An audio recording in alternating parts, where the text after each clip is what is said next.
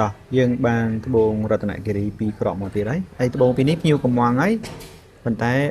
យើងអត់ឲ្យទៅភ្ញៀវទាំងដែលមិនតន់ស្អាតទាំងទេយើងត្រូវកែបន្តិចណាត្រូវស្រី ចឹង ឡើងវិញ នេះវាស្រីឡើងវិញគឺមូលនេះគឺយើងកែកាឡារៀងញឹកបន្តិចមកដើម្បីឲ្យបានភ្លើងស្អាតណា អូកន្លះបដិញ ណែកាឡាបដិញកន្លែងប៉ែលនេះក៏យើងធ្វើសេរីរៀងបន្តិច ឲ្យវាត្រង់ឡើង ត្រង់ណា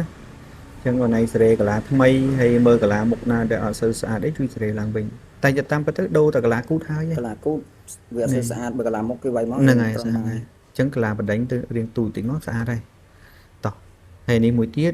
ភ្ញៀវគាត់បានចង់បានរៀងបេះដូងវិញគាត់ឃើញយើងចង់បេះដូងស្អាតហ្នឹងហើយចង់បេះដូងហើយនេះឃើញកាឡាវាយមកពីខេតអញ្ចឹង ឡើងវិញហ្នឹងហើយ ហើយឃើញចំោះនេះអត់ ហើយចំោះហ្នឹងឡើងវិញ ហ្នឹងហើយកាឡាមកមុខអីវាយឡើងវិញទាំងអស់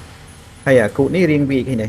អញ្ចឹងទាំងស្រីធំ ណែសេរីរៀងត្រង់តិចមកហើយសូម្បីតែមើលគេបើ រៀបកាឡាឡើងវិញ រៀបកាឡាឡើងវិញទាំងអស់មកគឺស្អាតហ្មង ហេ អញ្ចឹងអូនឯង